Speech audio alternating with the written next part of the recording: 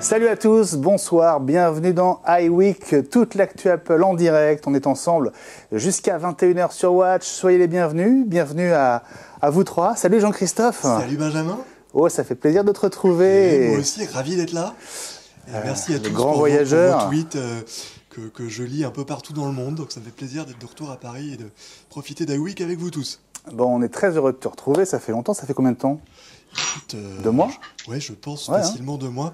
J'en profite rapidement pour saluer 2 spectateurs qui se reconnaîtront, qui m'ont dit tout le bien, qui pensaient d'iWeek dans la rue. Donc ça fait plaisir que vous nous regardiez avec autant d'attention. Ça, c'est bien quand on nous arrête dans la rue comme des vedettes. Exactement. C'est formidable. Ça t'est déjà arrivé, Guillaume ? Écoute, alors non, j'ai une histoire comme une fois, j'ai quelqu'un qui m'a... D'abord, bonjour tout le monde. Une fois, j'ai quand même quelqu'un qui m'a ailé dans lors de la dernière Apple Expo en 2008, qui avait vu mon t-shirt... Ouais, ça date. J'avais un t-shirt JetNet et quelqu'un qui m'a arrêté, qui fait « Ah, mais vous êtes Guillaume Jet et tout », et depuis, voilà, je bosse avec lui, c'est très sympa. Voilà, c'est une petite histoire marrante. Bon. Mais sinon, non, pas dans la rue, pas comme ça m'arrive pas. Bon, est-ce que ça t'est déjà arrivé, Audrey ? Bonsoir. Bonsoir. Pas encore, peut-être.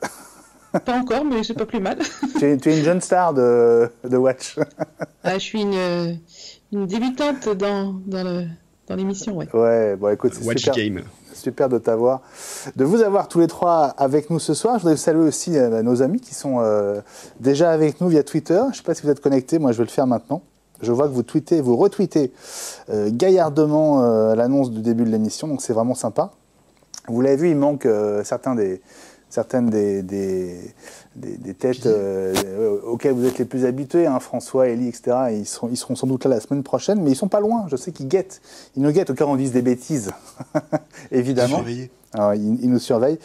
Salut à vous tous qui nous rejoignez sur le hashtag iWeekTV. Vous connaissez l'adresse, vous connaissez le rendez-vous. Vous êtes ici chez vous, c'est votre émission aussi. Envoyez-nous vos réactions, vos messages. On va vous lire pendant toute l'émission. Si vous avez des questions aussi, profitez-en. On a des points de vue qui viennent du monde entier plus ou moins. Je salue Jérôme qui nous dit bonsoir à la team.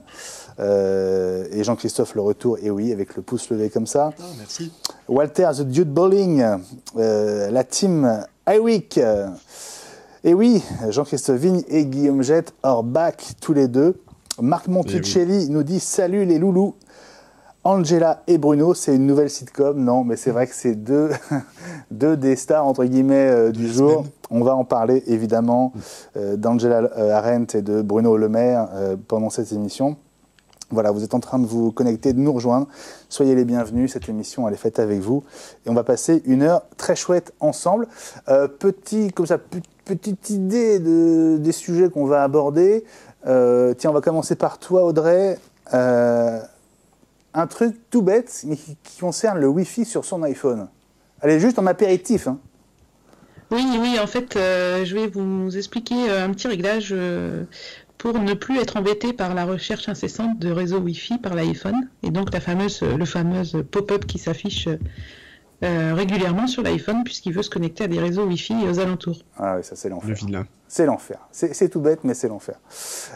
Guillaume, toi je sais que tu as une grande nouvelle, alors peut-être qu'on peut le dire tout de suite, et puis on va y revenir tout à l'heure. La grande nouvelle, c'est quoi, Guillaume ? Eh ben, c'est que en mai 2019, donc dans le 15 et 16 mai, va revenir la conférence Command IT qu'on avait organisée avec mon ami Bertrand Pourcel l'année dernière. Donc on va remettre le couvert, donc ce sera une grande conférence pour les administrateurs Apple, les gens qui gèrent des Mac, des iPhones, des iPads. Et on va cette fois-ci faire l'événement à Paris et dans une toute petite salle qui s'appelle le Grand Rex. Wow. Voilà. Excellent. Et ça pète, les gars. Bon, donne-nous au moins les dates. Donc les 15 et 16 mai. Voilà. Bon, et on va pas prendre la grande salle du Grand Rex, hein, faut pas rêver non plus. Mais on va mettre une salle très sympa au Grand Rex et on va faire un événement très chouette, je pense. Bon, écoute, j'espère que Watch et iWeek seront pas loin. En tout cas, tu sais, j'espère aussi. On sera avec toi. Donc voilà, on est très contents. Tu pourras nous en dire un peu plus tout à l'heure. Bah, j'espère bien. Bon, génial. Et puis toi, Jean-Christophe, tu es revenu de ton tour du monde avec des bracelets pour Apple Watch. Voilà, des choses à vous montrer. On en parlera un peu plus tout à l'heure, mais je pense qu'on est un certain nombre dans ce cas-là, donc je voulais faire un point sur le sujet. Bon, bah écoute, super. Voilà, je crois qu'on a à peu près planté le décor. iWeek numéro 20, saison 6, c'est parti.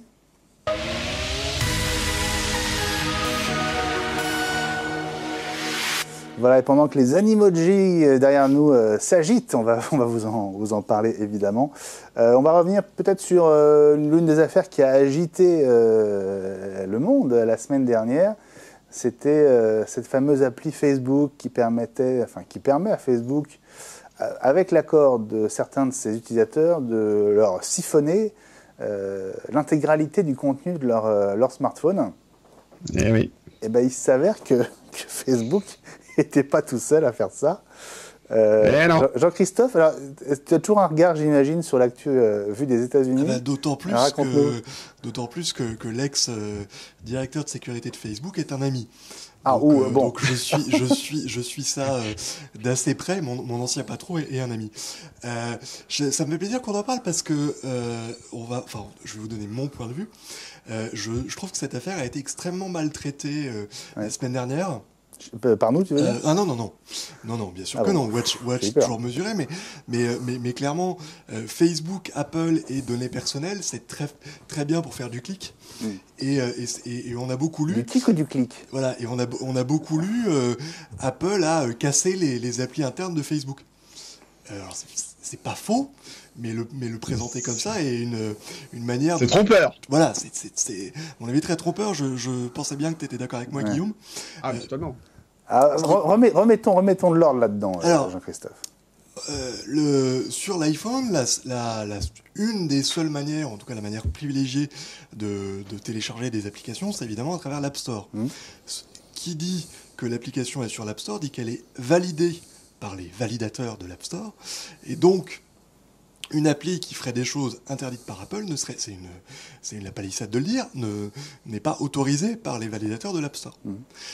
Quand on fait des tests d'appli, évidemment, si on devait l'envoyer à l'App Store tous les jours à chaque nouvelle bêta version, ça serait compliqué. Donc Apple autorise les développeurs avec leurs clés personnelles, leurs certificats personnels, d'installer sur leur iPhone en interne et uniquement en interne, évidemment, d'installer des applis sur leurs iPhones. C'est ce qu'on appelle le sideloading, le chargement à côté, et donc pas à travers l'App Store. Bon, Facebook, évidemment, utilise ça comme tous les développeurs, mais évidemment, Facebook est un énorme développeur pour Apple, et a eu l'idée, comme on l'a appris plus tard Google, de dire, mais si je distribuais ce certificat interne à des gens à l'extérieur, ça permettrait à ces utilisateurs d'installer une application sans passer par l'App Store. Tu suis toujours ? Oui, je te suis. Évidemment, c'est interdit par Apple de faire ça.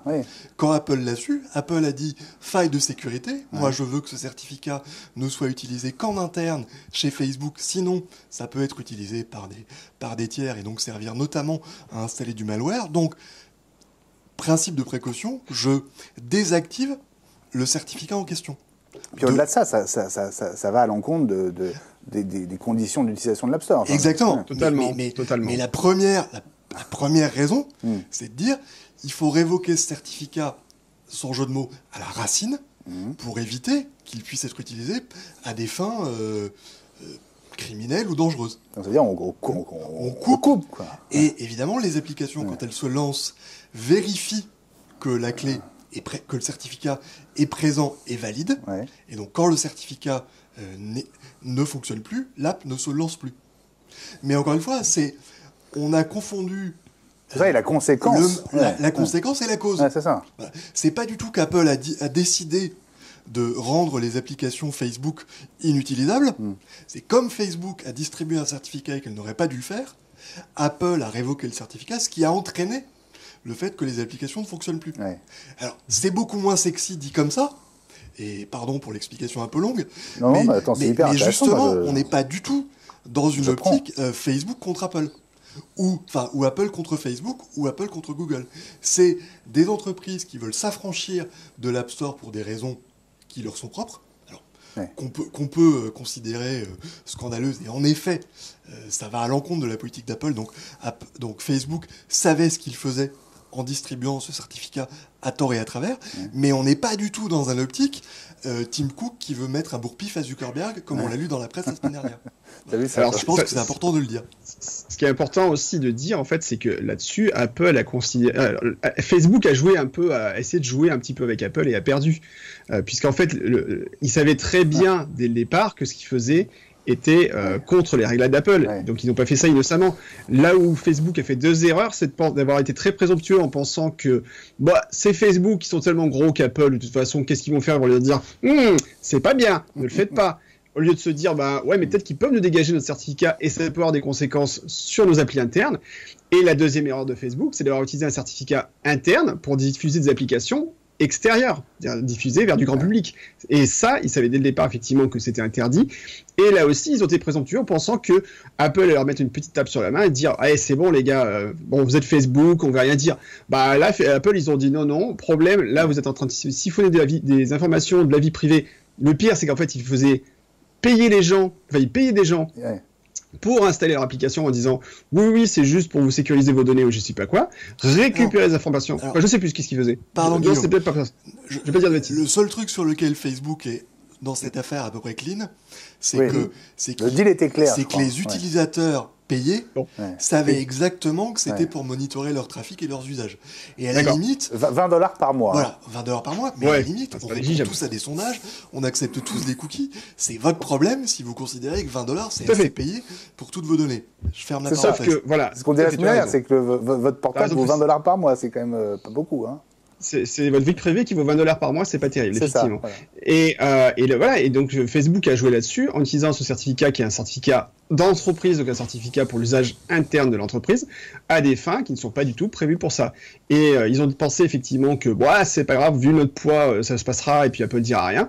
Apple a dit non, vous n'avez rien à faire, c'est pas grave, vous avez fait une grosse bêtise, votre certificat, vous n'êtes pas censé faire ça avec, bim, on le dégage. Et voilà, c'est ce qui s'est passé, c'est exactement ça. Et après, j'ai lu des commentaires sur des gens qui disaient mais franchement, Apple aurait pu discuter avec Facebook, lui sortir l'arme lourde. Mais le problème, c'est que je pense que c'est pas la première fois que Facebook fait ce genre de bourde. Et je pense que chez Apple, eux, ils ont leur premier réflexe, c'est de dire il y a un problème sur la gestion de la vie privée ou sur la sécurité des informations des utilisateurs. Il y a tromperie sur la marchandise, donc on dégage. Enfin, j'ai une anecdote sur le sujet. Facebook, en fait, s'en est très bien sorti. Il faut savoir, pour les gens qui ne sont pas utilisateurs de Facebook, que sur Facebook, il y a aussi des applications, il y a aussi un genre d'App Store. Et il y a quelques années, une de leurs plus grosses apps, alors c'est pas Farmville, mais c'est un jeu équivalent qui était utilisé par des millions d'utilisateurs, a à peu près dans les mêmes termes, pour une autre app, violé la politique de confidentialité de Facebook. Et Facebook a fait un coup de semonce, mais a du coup interdit pendant plusieurs jours l'app en elle-même. C'est-à-dire qu'en gros, là, Apple a révoqué un certificat privé qui gênait des apps en interne, en bêta, mais n'a pas touché à Facebook et à Messenger, ou à Instagram. Oui, normal, effectivement. En l'occurrence, Facebook, il y a quelques années, a fait l'équivalent. C'est-à-dire qu'Apple aurait pu dire, après tout, c'est un éditeur et un seul, je dégage toutes les applications et après on discute. Apple, toute proportion gardée, a été mesurée dans cette affaire. Tout à fait. Alors quand même, le deuxième épisode, en fait, c'est tombé au moment où on finissait l'émission la semaine dernière, donc on n'a pas pu vous en parler. C'est la news qui est juste derrière nous. En fait, c'est TechCrunch qui a révélé, donc il y a pile une semaine, que Google a fait exactement la même chose à travers une app qui s'appelait, dans ce cas-là, Screenwise Meter. Et apparemment, elle utilisait un certificat d'entreprise depuis 2012. Depuis 2012, Ça fait juste 6 ans, quoi. Alors, on ne connaît pas trop les conditions dans lesquelles cette appli a été utilisée, installée avec l'accord de certains, apparemment des plus de 18 ans, sauf dans le cas de familles, où là, ils pouvaient demander l'accord à des utilisateurs de 13 ans. Voilà. Mais il s'est passé grosso modo la même chose, et Apple a pris la même mesure vis-à-vis de ce certificat de Google que pour Facebook. Alors on peut, et la question à mon avis reste ouverte, ça va sans doute faire parler sur Twitter. Une des questions dans toute cette affaire, c'est est-ce qu'on peut pas regretter que Google et Facebook aient été obligés de distribuer une clé interne pour faire quelque chose de parfaitement légitime au vu et au su de leurs utilisateurs qui acceptaient de signer un contrat et de toucher de l'argent pour, encore une fois, être sondés par Facebook et Google. Aujourd'hui, en France, il y a plein de gens qui ont un décodeur médiamétrie au-dessus de leur télé et ça choque personne. Alors, c'est pas pareil du tout, quand même. Hein. Le décodeur, il enregistre juste votre usage de la télé. C'est quand même beaucoup plus limité. Tu considères... en termes de profondeur, ça n'a rien à voir, je trouve. Parce que tu peux aller plus loin sur un smartphone. Mais encore une fois, est-ce à Apple de dire mes utilisateurs sont trop stupides, je refuse qu'ils acceptent de fournir leurs données pour 20 € par mois. Mais on sait bien depuis des mois et des années, notamment où Tim Cook remet le couvert à chaque fois, que Apple ne veut pas servir ce type de démarche. Complètement. Hein, donc du côté d'Apple, je crois que c'est uniquement ça qui... Mais il y a par définition un besoin et une demande. Ah oui, ça c'est sûr. Juste pour préciser un petit truc après, Audrey, par rapport à parce qu'on n'entend pas Audrey. Hein. Elle est là. Elle dort pas, elle est là. Juste préciser, puis après je laisse la parole à Audrey.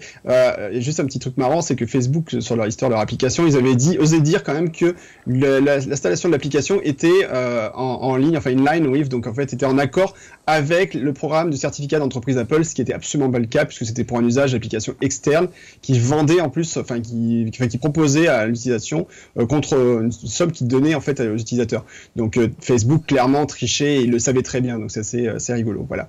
Et juste un petit truc pour finir. Si quand vous installez un programme de n'importe où, ou quand vous allez sur une page web, et on vous dit, tiens, téléchargez un profil et installez-le sur votre appareil pour installer quelque chose, vous ne le faites pas. C'est-à-dire que si vous n'êtes pas sûr de ce que ça fait, vous ne le faites pas. Parce qu'installer un profil sur un appareil iOS ou même macOS, c'est donner des autorisations d'usage sur votre appareil, c'est peut-être autoriser des applications illicites ou mal intentionnées à s'installer sur votre appareil. Donc n'installez jamais un profil de configuration et ne le validez jamais sans être sûr à 100% de sa source et de ce qu'il va faire sur votre appareil. Voilà, c'est quoi la parenthèse.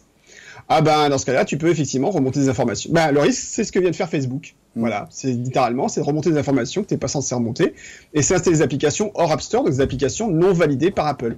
Donc il peut faire des choses que tu ne sais pas forcément, tu ne sauras pas forcément ce qui se passe derrière. Bon, Audrey, qu'est-ce que ça évoque pour toi tout ça ? Alors globalement, c'est sûr que l'info a été traitée, en gros, c'est Apple le méchant dans l'histoire. Sauf qu'en fait, moi je trouve ça plutôt rassurant en tant que cliente tout simplement des produits Apple, ou aussi en tant que... Enfin, je vais pas dire que je fais de la propagande Apple, mais en gros, quand je conseille les gens sur des produits Apple, je mets aussi en avant l'aspect sécurité, en disant oui, votre Mac est sécurisé ou votre iPhone, Apple veille au grain en fait. Donc je trouve ça plutôt rassurant, même si c'est vrai que l'info a été traitée pour moi dans le mauvais sens, comme l'a expliqué Jean-Christophe. Tu as commencé en disant c'est Apple le méchant, mais c'est justement Non, c'est ce qu'on a beaucoup dit. Ah oui, c'est ça. Hein. C'est ce qu'on a beaucoup dit. D'accord, ok. Bien, oui. D'accord. C'est ce que tu as entendu aussi, c'est ça. Parce que Apple a interdit aux gens de chez Facebook d'aller manger à la cantine dans les conditions. Voilà, typiquement, voilà, ça bloquait les applications de réservation de bouffe chez Facebook et autres. Voilà. Mais après, alors là-dessus, soyons très clairs, Apple, ça fait des années, et Steve Jobs avait dit dès le départ, il avait dit, on a un kill switch, donc on a un petit bouton qui permet éventuellement de tuer une application à distance si jamais ça en ressent le besoin. C'est-à-dire que tout le système de l'App Store, ce qui fait aussi qu'il n'y a pas de virus aujourd'hui, par exemple sur iOS, c'est ce système de confiance avec des certificats. Et vous avez une chaîne de confiance qui est établie. Voilà, on dit l'App Store, il y a une chaîne de confiance qui a été créée. Vos appareils font partie de cette chaîne de confiance et on reçoit des informations de cette chaîne de confiance. Si la chaîne est brisée à un endroit ou à un autre, l'application ne fonctionne plus. Et Apple peut très bien dire à un développeur du jour au lendemain, vous n'avez pas respecté les conditions d'utilisation, on va bloquer votre application. C'est, entre guillemets, c'est normal, et c'est aussi ce qui permet d'éviter d'avoir des applications. Et juste pour finir, lorsqu'on faisait le coup du jailbreak, par exemple de jailbreaker son appareil iOS... J'avais jamais fait ça, moi. J'ai jamais fait ça. Mais en fait, ce qu'on faisait littéralement, c'est aussi créer... Voilà, mais ce qu'on faisait, c'est créer une autre chaîne de confiance. Bien sûr. Qui impliquait qu'elle n'était plus validée par Apple et qui pouvait aussi poser ses propres problèmes. Et on a vu effectivement des malwares et autres se propager des fois sur des appareils iOS parce qu'il y avait une autre chaîne de confiance qui se créait en fait. Donc c'est le problème en fait, c'est que oui, effectivement, comme on dit en fait, la prison est dorée. Ouais, c'est vrai que c'est une grosse prison, mais d'un autre côté, c'est aussi ce qui garantit sa sécurité. pour rebondir sur ce que dit Guillaume sur le jailbreak, il faut savoir que je pense que la plupart de nos spectateurs ne jailbreak plus comme nous non plus. Parce qu'on peut rappeler ce que c'est, peut-être, le jailbreak? C'est justement l'idée en fait de forcer l'iPhone pour lui permettre d'accepter des apps en dehors de l'App Store. Ouais. Et il y avait un App Store à part qui s'appelait Cydia. Cydia, et qui en plus était payant, parce que là aussi les micro-paiements pour les applications, c'est un business florissant. Et effectivement, c'était très intéressant au début de l'iPhone, parce que l'iPhone était extrêmement limité. À une époque, on ne pouvait pas envoyer des MMS avec l'iPhone, par exemple. C'était sympa de pouvoir installer une application à part. Aujourd'hui, l'iPhone a bien rattrapé son retard, mais pas grand-chose. Mais le jailbreak reste florissant dans une partie du monde, la Chine, où on achète des failles, mais pour le coup, les failles se vendent parfois jusqu'à $1 million, parce que ça permet... Mais non. Mais si, parce que ça permet d'installer des mouchards qui, pour le coup, là, c'est pas pour installer une nouvelle appli message, c'est pour justement pouvoir attraper les données personnelles d'un iPhone et aspirer les données confidentielles d'un iPhone qui sont beaucoup utilisées en entreprise. Donc ça existe encore, et effectivement, ça démontre bien la nocivité du machin. Bon, et c'est bien qu'on ait abordé le sujet une deuxième fois, parce que avec vous deux, c'est un autre regard, je trouve, sur cette affaire, hyper intéressant, plus technique aussi, mais vachement intéressant.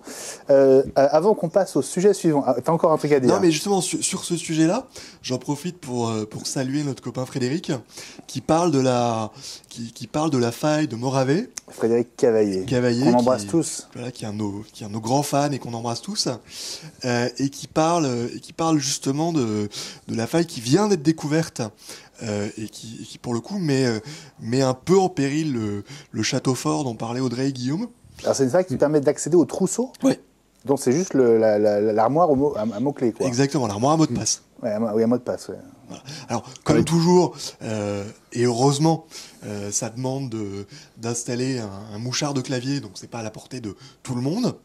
Mais apparemment, je viens de lire... Donc un logiciel qui enregistre les touches qu'on tape. Oui, qui enregistre les touches tapées pour attraper le premier mot de passe et qui ensuite donne accès au trousseau. Donc c'est pas à la portée de tout le monde, mais effectivement, c'est quand même un pan de l'arsenal de sécurité de macOS qui risque de tomber, et on espère qu'Apple va se pencher sur le sujet assez vite. Corrigé. Voilà. C'est un peu vital quand même. Bon, mine de rien, on a fait 20 minutes sur un sujet il y a 8 jours. C'est pas mal. Tu voulais dire autre chose, Guillaume? Non, c'est sujet suivant. Suivant Audrey voulait dire un truc? Audrey, non? C'est bon? Justement, Oui, je voulais juste dire justement que c'est important... ce que vient de la faille de Moave, alors c'est sûr que bien sûr, ça se trouve, elle existe depuis les systèmes précédents, je sais pas, mais en tout cas, c'est une raison de plus pour avoir... le fait d'avoir vos appareils à jour et de faire les mises à jour de sécurité quand elles arrivent, c'est la base déjà pour être en sécurité, quoi. Ouais. C'était juste un petit rappel. Oui, parce qu'on dit beaucoup qu'Apple est lent, et c'est vrai. Et on aimerait que ces failles soient découvertes par Apple et pas par des tiers, mais c'est le jeu, c'est comme ça que ça marche. On peut effectivement se féliciter à l'inverse, qu'une fois qu'il y a un peu de bruit, Apple sort les mises à jour super rapidement. Donc je dirais que la balle pour le coup est dans le camp de l'utilisateur. Il faut vraiment faire attention à être à jour le plus possible. Je serais très vigilant sur le terme super rapidement, parce qu'il y a des failles sur lesquelles Apple est parfois... Je me souviens par exemple d'une faille DNS qui était super importante il y a quelques années, sur laquelle tous les constructeurs ont réagi en disant ok, on a un patch qui est disponible, et Apple a fait le mort, je crois pendant presque 3 semaines, a annoncé bon ok, on va faire un truc. Par contre, il faut savoir que maintenant, Apple a un mécanisme depuis quelques temps qui permet d'installer des mises à jour, même sans vous prévenir, dans le cas où vraiment il y a vraiment un truc très très critique, et il vous dit juste une mise à jour importante a été installée, redémarrez votre Mac, point. Donc là, si effectivement Apple estime que c'est une faille qui vraiment vaut le coup, ils utiliseront ce mécanisme, et ils en abuseront pas théoriquement. C'est assez fou, hein. On en avait parlé il y a quelques mois avec Ellie, je me souviens.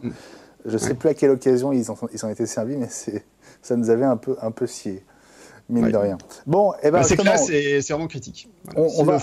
On va passer la main à Audrey, pas pour longtemps parce que c'est assez rapide, mais on va quand même parler d'une petite astuce qui peut changer la vie quand vous vous battez avec des réseaux Wi-Fi.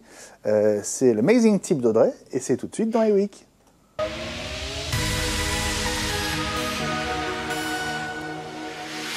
Ah, les astuces d'Audrey, vraiment, le monde entier nous les envie. D'ailleurs, vous la retrouvez sur YouTube, parce qu'elle a sa propre vie sur YouTube, Audrey. Et tu nous as apporté une petite capture d'écran qui peut changer pas mal de choses ce soir. Digne de tout. Oui, en fait, j'entends souvent les gens me demander est-ce que je désactive le Wi-Fi quand je pars de chez moi, sur mon iPhone? Alors, c'est une question assez récurrente. Alors, moi, j'avoue qu'en fait, quand mon iPhone n'a plus le réseau Wi-Fi à portée, il se déconnecte automatiquement. Donc, logiquement, on n'a pas besoin de désactiver le Wi-Fi en partant de chez soi ou en partant du bureau.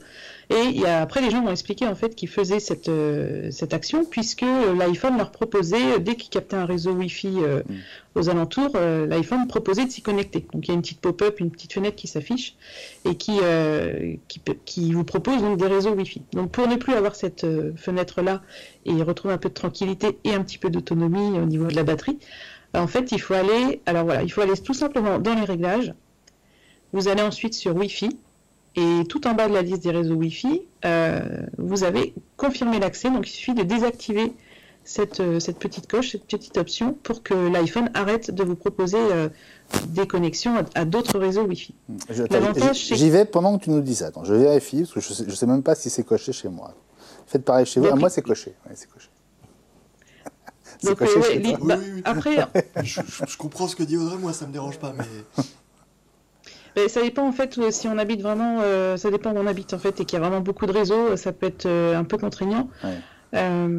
L'intérêt c'est quand même votre iPhone continuera à se connecter au réseau connu de façon automatique.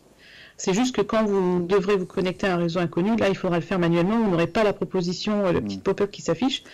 Mais globalement, je pense que ça peut servir à pas mal de monde qui s'embête à désactiver le Wi-Fi en partant de chez eux, ce qui est inutile au final.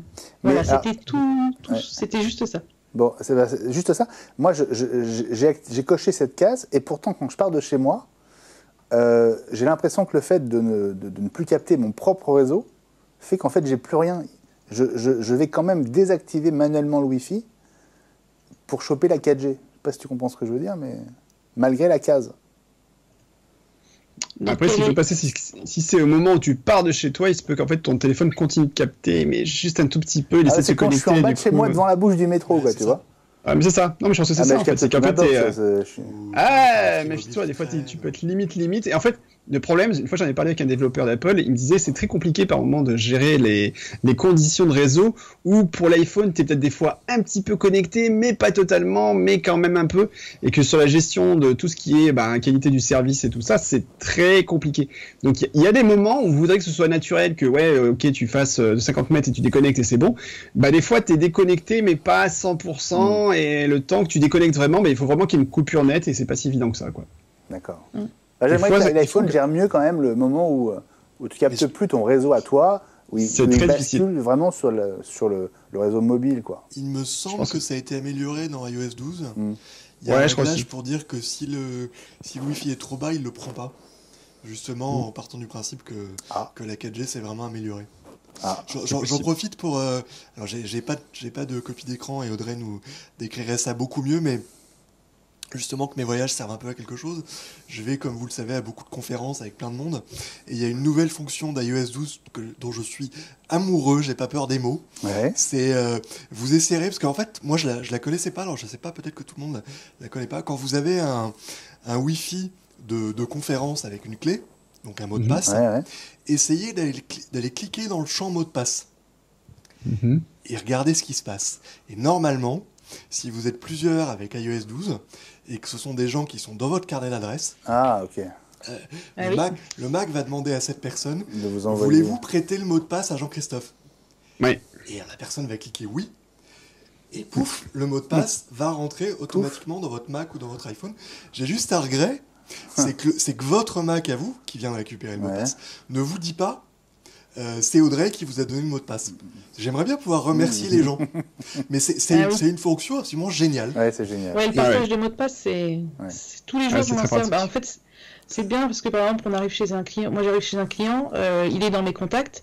Et quand je me connectais à sa box, en fait, il a juste à déverrouiller son iPhone et il m'envoie le mot de passe. Il fait juste partager le mot de passe et ça se fait vraiment en un quart de seconde. Enfin, c'est vraiment comme ça qu'on aime quand la technologie évolue.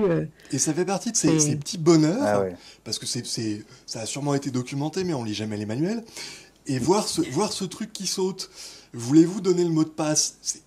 Enfin, ça étonne beaucoup de gens et je trouve que c'est d'une simplicité, voilà. Alors hier, on écoutait un podcast, j'ai tombé sur une société, alors j'essaie de vous la retrouver, mais c'est pas évident, qui vend en fait des petits appareils, en fait c'est des sortes de petits cailloux que vous mettez à l'entrée de chez vous, par exemple, dans un bureau, et en fait vous approchez votre appareil, ça vous permet de faire les connexions Wi-Fi automatiquement. Oui, c'est pour c'est les pas mal du Airbnb. tout.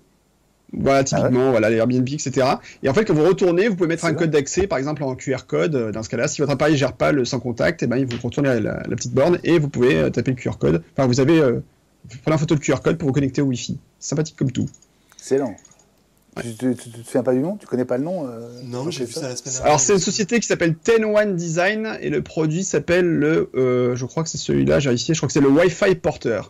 La société s'appelle 10-1design.com. Il faudrait qu'on les contacte pour le tester. Ah oui, ça peut servir à des je pense que pour Command IT, on va leur poser la question. Bon, c'est très sympathique. Très bien, ça fera un des sujets du mois de mai.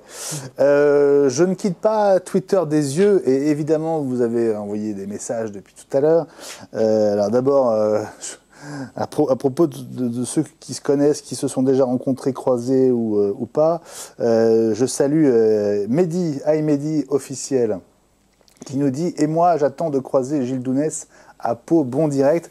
Ça me donne l'occasion d'embrasser Gilles, qui devait être avec nous, qui n'a pas pu se connecter. Apparemment, c'était un peu galère de son côté ce soir. On va trouver une solution pour les prochaines fois, évidemment. Donc, Mehdi, Gilles, je pense qu'il y a une affaire à conclure entre vous. Si je peux me permettre, on a Didier Méance, alors lui aussi, un super fan de Watch et notamment d'iWeek. Salut Didier, qui nous dit, à défaut de vous avoir croisé dans la rue, est-ce qu'on peut avoir un autographe de toute l'équipe? Alors oui, c'est le truc qu'on n'a pas encore pensé. Enfin, sur un iPad la Pro photo dédicacée, on l'a pas encore faite, mais ouais. on peut y penser. Et évidemment, quand on verra la première, Didier, avec grand plaisir. Bon, ça fait un moment qu'on pense à éventuellement commencer à proposer des goodies, etc. On va peut-être y arriver. Donc la photo, ce sera le cadeau dans la boîte. Voilà. Didier, premier servi. On a Marc Monticelli aussi qui nous dit « Je croise Ellie depuis le début des années 80. Mais Watch n'existait pas encore, dit-il. Ou alors en noir et blanc et on n'était pas au courant, mais voilà. Puis vos messages continuent d'arriver. Oui, Gilles, désolé les enfants, dit-il, avec une capture d'écran qui montre que vraiment c'est pas la joie. Et puis on a Brassy 31. Alors lui qui revient aux fondamentaux et au premier sujet qu'on a traité, qui nous dit faites simple. Facebook a un peu truché. Bon. Truché. Oui. Voilà. Oui. Tout à fait. Voilà. Alors on va passer au deuxième sujet, enfin troisième si on compte l'astuce d'Audrey. C'est les rumeurs qui continuent de s'accumuler autour de l'arrivée, peut-être assez bientôt, de la 5e génération de l'iPad mini. Alors iPad auquel certains ne croyaient plus, et apparemment tout indique qu'il va vraiment arriver. Je sais qu'Ellie en est fan, c'est ton cas aussi, hein, Jean-Christophe. Ah, oui. J'adore cette machine et je suis bien obligé de reconnaître que les iPads vieillissent mal. C'est-à-dire que c'est un 128 Go ouais. Et maintenant j'ai l'habitude de 256. Et donc assez régulièrement, c'est une nouvelle fonction de iOS 11 je crois, mes applications sont désinstallées parce qu'il n'a plus de place. Et donc plus de mémoire virtuelle. C'est dingue, parce que 128 Go sur un iPad, il faut déjà y aller, quoi. Bah ouais, mais... Tu mets quoi dessus? Non, j'ai même pas de vidéo parce que j'ai évidemment plus grands écrans. Des podcasts. Le plus gros problème, en fait, c'est le téléchargement automatique des podcasts. Donc effectivement, c'est pas gentil pour nous. Non, ben... Et encore, c'est des podcasts audio, donc a priori moins gros. Mais donc tout ça pour dire que cette machine qui... On essaye de les pousser depuis des mois. Et voilà. Mais non, comment il t'a cassé le cou. Il faut les regarder sur un iPad Pro. Bien sûr. Merci. Un iPad Pro, un Tera qui vient de sortir. Non, mais donc, après, tu peux régler, hein, tu peux dire qu'il supprime les trucs pas enregistrés, enfin les applications de podcast. Moi, j'utilise Overcast qui te supprime automatiquement les podcasts les plus vieux, etc. Non, mais je suis tout à fait d'accord pour dire que mon iPad est mal configuré. Je dis c'est juste plutôt ça le problème. Alors que je l'ai depuis maintenant 3 ans, je pense que je vais, quand le 5 sortira, je vais vraiment le changer parce que voilà, il manque un peu de souffle. Ouais. Et que, comme le disait Phil Schiller, beaucoup de gens aiment le form factor, et ben c'est mon cas. Ouais. Je considère que non, un petit iPad n'est pas comme un grand iPhone, qu'il y a vraiment une différence entre les deux. Et donc, j'attends de pied ferme ce nouvel iPad qui, par ailleurs, on a parlé des résultats la semaine dernière, clairement, Apple a vraiment besoin d'enrichir la gamme par le bas, ça se voit, ça s'est vu clairement ce trimestre, et que voilà, un nouvel iPad mini, bon, ça sera jamais en concurrence avec les tablettes Android et Amazon à $200, mais de toute façon personne les achète, donc c'est une bonne idée d'essayer de faire grandir la gamme de cette façon. Alors on parle d'une arrivée dès le printemps, donc ça pourrait être assez vite. Ce qui m'a étonné, c'est de voir que l'iPad mini 4 date de septembre 2016. Ouais. Ça fait 2 ans et demi, ça fera 2 ans et demi. C'est énorme. C'est une machine qui est pas aimée. Enfin, je veux dire, aujourd'hui, j'ai un ami qui a cassé le sien la semaine dernière, qui en a racheté un. Il est plus cher dans certaines configurations que l'iPad normal mais grand écran compatible Pencil.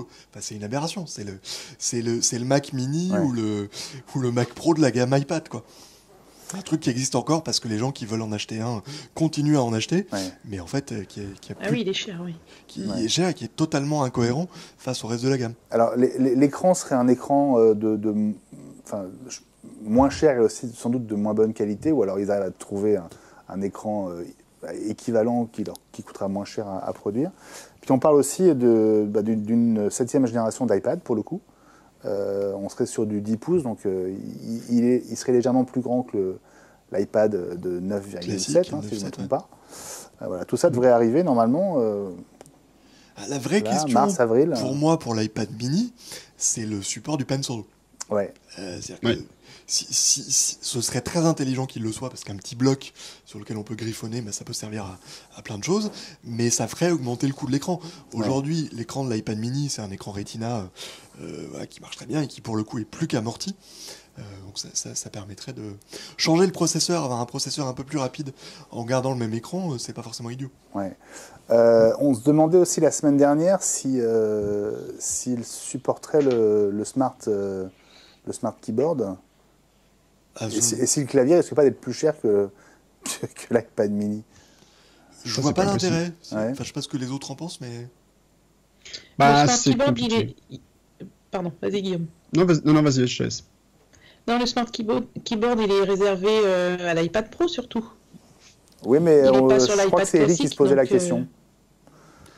Pour le coup, c'est un coût, sans jeu de mots, supplémentaire, alors qu'il y a pléthore de claviers Bluetooth qui existent et qui comblent un vide éventuel pour la gamme iPad. Ouais. Alors qu'en effet, comme le dit Audrey, avoir un clavier intégré, entre guillemets, ce que permet le port supplémentaire, c'est l'apanage de la gamme Pro, à mon sens. Alright, on va suivre ça. Ça veut dire qu'il y aurait une keynote iPad probablement au printemps, tu crois pas? Si vous vous souvenez... Est-ce qu'il y aura une keynote avant la WDC du mois de juin? Alors ça, dont les dates ne sont pas encore... peut-être, mais pour parler de l'iPad, si vous vous souvenez... Mais sur quoi alors? L'iPad qui est sorti au printemps dernier, en fait, c'était un cheval de Troie pour annoncer tout un ensemble de services dans les classes. Avec justement un crayon spécifique pour les enfants. La fameuse keynote à Chicago. Voilà, exactement. Je vois pas Apple faire ça tous les ans en fait, sans avoir d'autres choses à annoncer. Moi je le vois très bien parce qu'en ce moment ils se font quand même méchamment tailler des croupières par Google sur le marché éduc, parce que les Google, les Chromebooks marchent plutôt bien et cartonnent plutôt bien la modification, et Apple, je pense, perd des marchés sur ce marché-là. Donc je pense qu'il faut qu'ils puissent se différencier, qu'ils puissent avancer un peu des billes là-dessus pour pas perdre trop de terrain non plus. Donc ce serait pas totalement idiot aussi qu'à un moment ils relancent un peu la machine et qu'ils mettent un coup de projecteur sur leurs produits. Surtout qu'en plus Apple pendant des années, rappelez-vous, avait annoncé ses nouveautés en fonction du rythme des conférences. Et il y avait les Macworld au début d'année, il y avait Macworld Japon, il y avait Macworld de New York, les conférences développeurs, les conférences de fin d'année, Seabold, etc., Apple Expo. Et Apple annonçait des trucs à chaque fois. Et quand ils ont commencé à arrêter les grandes confs, c'était aussi pour se dire, on se laisse un peu de souffle pour annoncer les produits quand on estime qu'ils sont prêts. Et là, je pense qu'aujourd'hui, Apple n'ayant plus d'agenda prédéfini, ils peuvent très bien effectivement décider de sortir un produit en mars s'ils ont envie.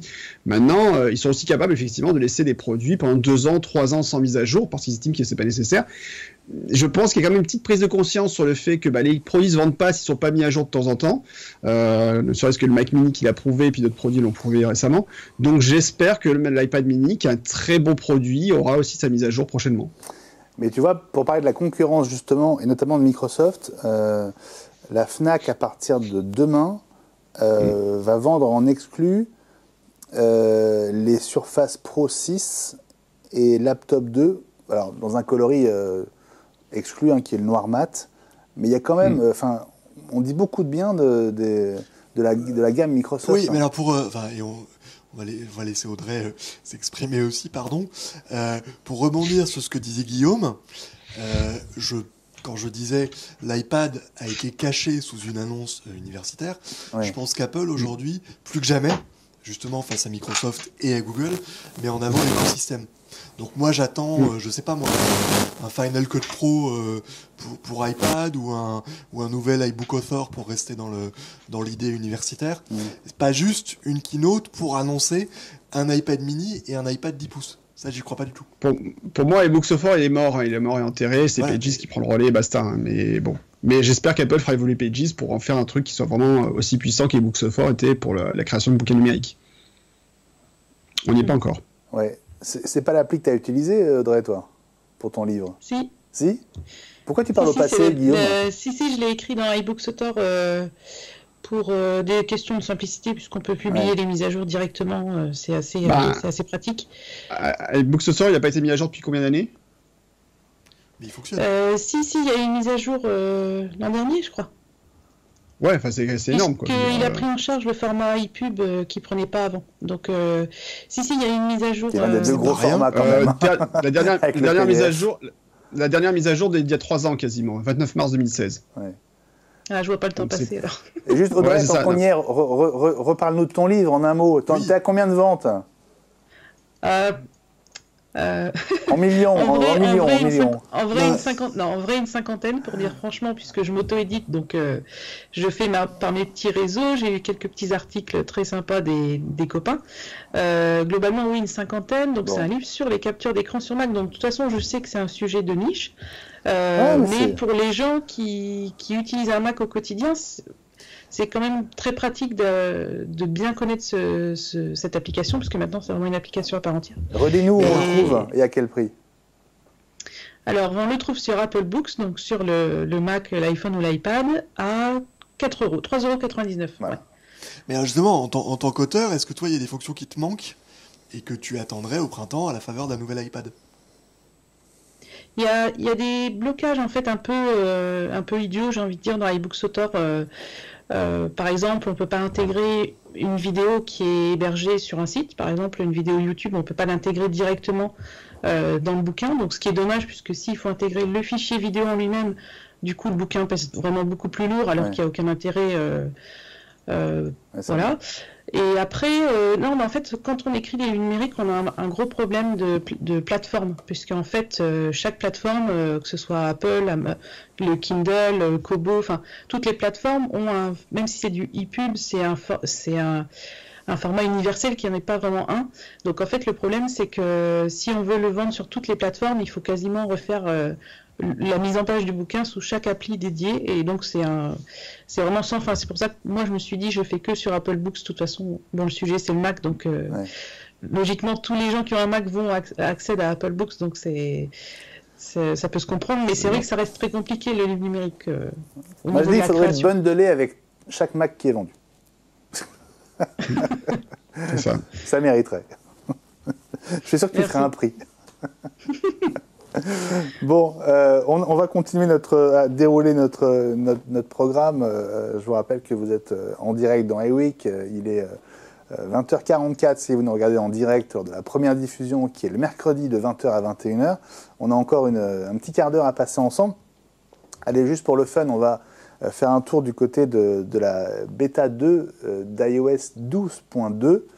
Il y a pas mal de nouveautés qui sont annoncées, mais voilà, si vous aimez les Animoji, vous allez avoir 4 nouveaux personnages. Ouais. Je ne sais pas si tu les utilises, Jean-Christophe. Ah non, moi je m'étais fait beaucoup d'amis, si vous vous souvenez, lors de la keynote il y a 2 ans, à dire tout le bien que je pensais de ces trucs-là. C'est une catastrophe. Je sais pas vous, moi je les ai utilisés une fois. Mais bon, on est sans doute trop vieux. Alors écoute, c'est pas compliqué, j'ai utilisé 0 fois parce que j'ai toujours pas d'iPhone 10 ou supérieur, donc je ne les utilise pas. Ouais. Moi j'adore ça. Ah ouais, écoutez, franchement, c'est sympa. Alors moi, tu sais que le truc, c'est qu'il y a quand même un facochère, et j'ai parmi mes amis quelqu'un qui s'appelle Michel Elias, qui est la voix officielle de Pumba dans Le Roi Lion. Ah, excellent. Et je rêve de lui faire faire, utiliser la avec sa voix derrière, c'est quand même très drôle. Ouais. Bon, là, on est sur le site de MacG évidemment qui nous a sorti cette vidéo. On les voit vivre. Alors moi, je prendrais pas le requin. Moi, ce serait la chouette directement. La chouette est très mignonne. C'est celle qui me ressemble le plus, je pense. Il y a un petit air, oui, Benjamin. Les enfants évidemment adorent. Ma fille s'en est encore servi il y a quelques jours. Donc voilà, c'est toujours sympa c'est marrant, oui.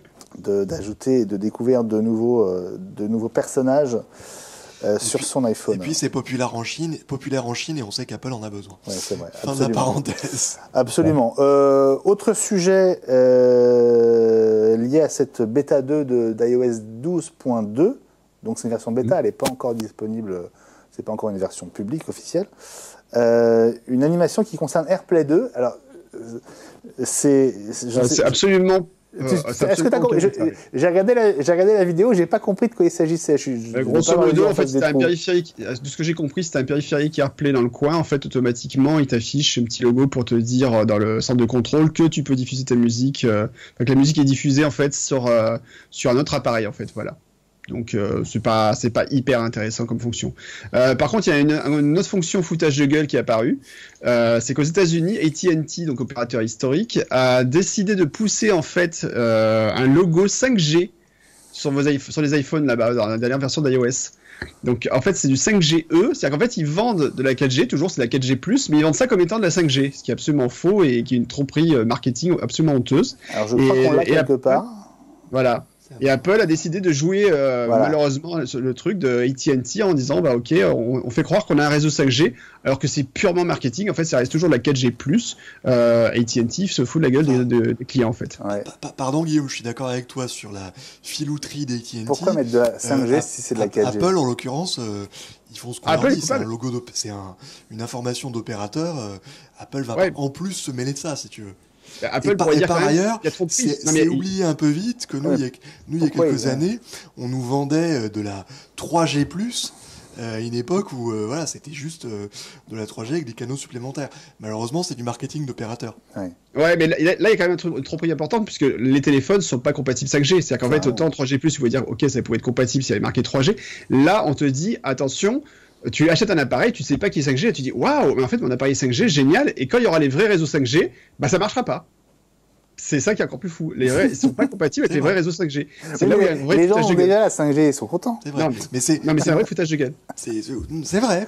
C'est des foutages de gueule. Cela dit, c'est AT&T qui fait ça.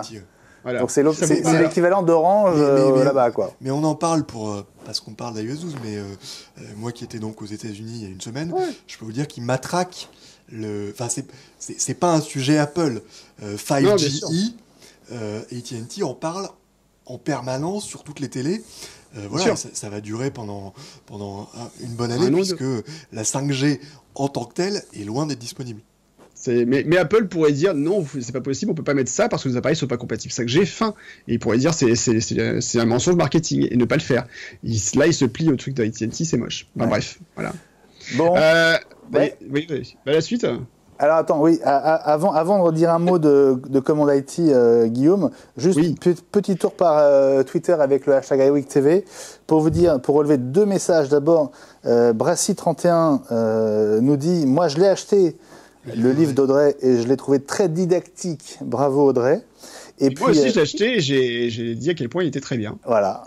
Mais tu vois, les témoignages sont concordants, c'est bien. Et puis on a Marc Monticelli. J'ai des bons retours. Des bons retours. J'espère, c'est normal. Et puis on a Marc Monticelli qui nous dit on a écrit un e-book de science avec iBooks Author et c'est quand même incomparable par rapport aux autres éditeurs e-pub pour ce qui est de la gestion des formules mathématiques et l'intégration de simulations numériques interactives. Voilà, le bouquin s'appelle, il est en anglais, ça a l'air d'être costaud, Differential Equations and Invitation through Embedded Visual Interactive. Et là, je vois pas la fin de la phrase. Mais ça a l'air costaud, Marc. Ça a l'air costaud. C'est trop simple, attends. Donc, iBooks Author n'est pas complètement largué, c'est ce que je voulais. Non, il n'est pas largué. Non, mais le problème, c'est ça, c'est qu'en fait, c'est un produit qui est en mode survie. Voilà, il est en mode coma artificiel, et ça, c'est un peu gênant. C'est qu'à un moment, soit Apple dit on le tue, on n'en parle plus, soit ils font des vraies mises à jour de temps en temps et ils disent ok, c'est un produit qui a du potentiel et on continue. Mais là, ça fait 3 ans qu'il est en état de logiciel de Schrödinger. Il est mort et vivant à la fois. Pour la vidéo, c'est pareil. Voilà, c'est les logiciels qui sont morts et vivants à la fois. Voilà, c'est les logiciels de Schrödinger. C'est un peu iTunes aussi. iTunes, c'est pas vrai, on a eu les paroles à la dernière mise à jour. Je crois qu'il faut qu'on fasse une spéciale iTunes bientôt, parce que le sujet est devenu tellement vaste. J'ai pas 5 heures à perdre. C'est ça. Bon, il nous reste justement pas très longtemps. Alors, je voudrais qu'on dise un mot de Commande IT, Guillaume, avant de terminer sur les 500 patates. Alors, 500 patates. Pardon, je pouvais pas. Alors, redis-nous ça. Comment on peut trouver les infos? Est-ce qu'on peut déjà aller sur un site? Tout ça. www.commande sans e it.fr. Donc, c'est le site sur lequel on va référencer toutes les informations sur ce qui va se passer. Donc, les 15 et 16 mai. Donc, il y aura 2 journées. La première journée, ce seront des conférences avec des gens qui vont venir d'un peu partout, de France et de Navarre, pour parler un peu des technologies Apple, de comment on gère les parcs Mac aujourd'hui, comment on gère le support technique, la maintenance, les problématiques qu'Apple impose, par exemple, avec ses nouveaux processeurs de sécurité, enfin tout ça. On va le traiter avec des gens très compétents et qui parlent moins vite que moi, j'espère. Mais je parlerai aussi sur scène probablement, je vais faire une conférence donc le 15 mai, et le 16 mai ce sera une deuxième journée qui là sera consacrée à des workshops. Donc on fera des ateliers, les gens viendront avec leur ordinateur, on leur filera tout le matériel, le logiciel surtout, pour pouvoir travailler sur leur ordinateur et mettre en pratique un peu certains concepts qu'on aura vus la veille ou que on voudra un peu approfondir. Voilà. Donc ce sera une journée de conférence et une journée plus interactive avec de la mise en pratique. Voilà. Ce sera dans cette belle salle du Grand Rex que ça va se passer. T'as vu notre réactivité? C'est beau, c'est magnifique. Je suis épaté. Je suis époustouflé. Voilà. Et donc, donc ce sera au Grand Rex à Paris. Donc, c'est un cadre vraiment super prestigieux. On a choisi cette salle-là pour plein de raisons et parce qu'on trouvait vraiment que c'était quelque chose. On voulait aussi un lieu confortable. Voilà. On s'est dit, si les gens doivent être assis sur une chaise toute la journée pendant 8 heures, ça le fait, autant que ce soit quand même dans un endroit, autant que ce soit dans un endroit confortable, un peu cosy. Et on pense qu'il y a vraiment un super potentiel. On y va à fond. Et on va chercher des partenaires. Donc, si vous êtes intéressé pour être partenaire de Commande IT, n'hésitez pas à nous contacter. Je clique.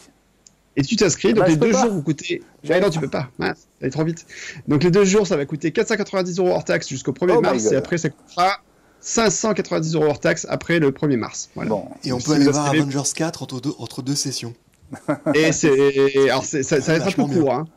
Ça va être un peu court parce que tu auras 10 minutes ou un quart d'heure entre les 2 sessions, ça va être chaud. Ouais, ça va être chaud. Par contre, le jeudi soir, enfin le mercredi soir plutôt, puisque ce sera jeudi si mes souvenirs sont bons.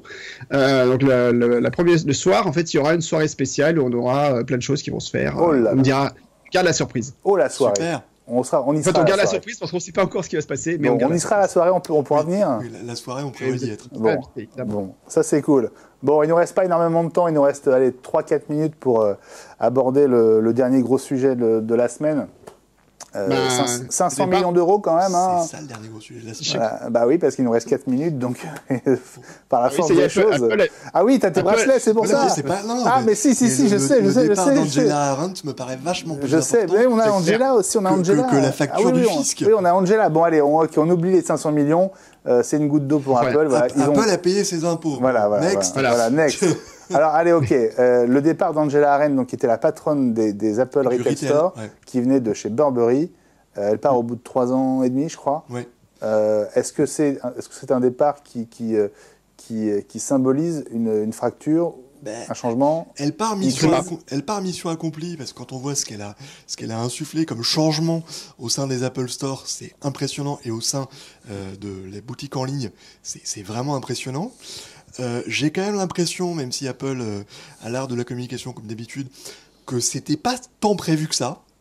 Ouais, ça c'est bizarre. Le tweet de Tim Cook qui parle d'un départ bittersweet, doux amer, voilà. Je sais pas, moi ça m'a donné l'impression que c'était un peu qu'elle les avait mis devant le fait accompli. Surtout qu'apparemment, elle a fait une interview la semaine dernière dans un magazine où elle disait, grosso modo, qu'elle était tellement contente de faire des trucs qu'elle pouvait pas faire ailleurs, etc. Donc c'est vrai que ce coup, je suis super contente, je me casse. C'est très bizarre. Et surtout, je lisais un tweet ça a frité, hier. Quoi. Je sais pas, mais je lisais un tweet hier qui en faisait le recensement. C'est le 6e senior vice president à quitter, donc le très très haut du panier chez Apple, juste en dessous de Tim Cook, a quitté Apple en 3 ans, je crois. Donc bon. Ouais. On va pas dire, on en plaisantait en antenne, Apple c'est mort, bien entendu non, mais est-ce que c'est enfin la période de la remise en question pour Tim Cook et ses lieutenants? Ça serait pas plus mal. Ouais. Ah, c'est peut-être pas une mauvaise chose. Hein. Ouais. Après, le navire, il a un peu tangué. Moi, je sais pas quoi en penser. Si ce n'est que c'est... Est-ce que ça risque pas de fragiliser Tim Cook? C'est ça ma question, en fait. Si, mais est-ce que c'est une mauvaise chose? On peut en parler aussi. Oui, c'est ça la question. Et je pense que quand on a le calibre d'Angela Arendt, effectivement, qu'elle ait été plus attentive à d'autres propositions ce mois-ci plutôt que le mois dernier, c'est pas absurde. Pourquoi ce mois-ci? Qu'est-ce qui va Parce qu'Apple ce mois-ci va pas très bien. Voilà. Apple se meurt. Ouais, je sais pas. Apple se meurt. Ouais. Bon, en tout cas, elle dit qu'elle part pour autre chose. Oui, on ne sait pas encore vers où et pourquoi, mais elle part pour autre chose. Et puis il faut pas, là aussi, en tant que régional de l'étape, c'est pas bien dans une entreprise américaine de rester des années. Ouais. Phil Schiller, c'est complètement, je sais pas comment ils le retiennent, mais c'est fou qu'un type comme ça soit moi, chez Apple depuis 20 ans. C'est normalement. Ouais. On a d'autres choses à prouver, on a d'autres choses à faire, voilà. Ouais. Et je pense que Angela Arendt, c'est exactement dans ce cadre-là. Bon, il y a aussi eu un départ chez Apple, c'est un des responsables de Siri, l'équipe Siri. Là, Ellie écrivait dans le conducteur, tu verrais ça plutôt comme une bonne nouvelle, toi, Jean-Christophe. Oui, mais pas complètement, parce que Siri, c'est un truc de longue haleine. Et donc le changement de tête se verra dans 2-3 ans, et Apple n'a pas 2-3 ans à perdre dans ces sujets-là. Donc non, pour le coup, je suis pas très content de ça. Enfin, c'est bien qu'il y ait du changement, mais là encore, le temps que le paquebot fasse son demi-tour, je pense qu'on a encore quelques années à attendre avant que ça soit vraiment intéressant. Bon voilà les amis, je pense qu'on a à peu près tout dit. En tout cas, on a fait le tour de ce qu'on avait au programme. Je vais vous remercier d'avoir passé ce doux moment avec nous. On était en direct depuis 20h, il est 20h58, donc il va falloir tirer le rideau pour laisser la place au garage avec Alex Lenoir, Driss, non, pas lui. Et Nicolas Hédet, et si. Qu'on embrasse. Voilà, et puis à 22h, toujours ce mercredi soir, Cinéwatch en direct avec Alan Blanc-Villain et toute l'équipe. Voilà, je vous fais une bise, mes amis. Bravo pour Command IT. On va essayer d'arranger tout ça ensemble avec Guillaume pour être présent. Et puis pour ton livre, Audrey. Énorme succès, donc le Goncourt bientôt, et puis évidemment tous les prix littéraires qui t'attendent. Merci beaucoup d'avoir été au rendez-vous d'iWeek ce soir. Jean-Christophe, c'était top de te revoir. J'étais ravi d'être là. Je ne vais pas faire de promesses parce que ça change souvent en ce moment, mais j'espère pouvoir revenir bientôt. Écoute, on l'espère aussi. Restez sur Watch où les programmes continuent. Salut à tous!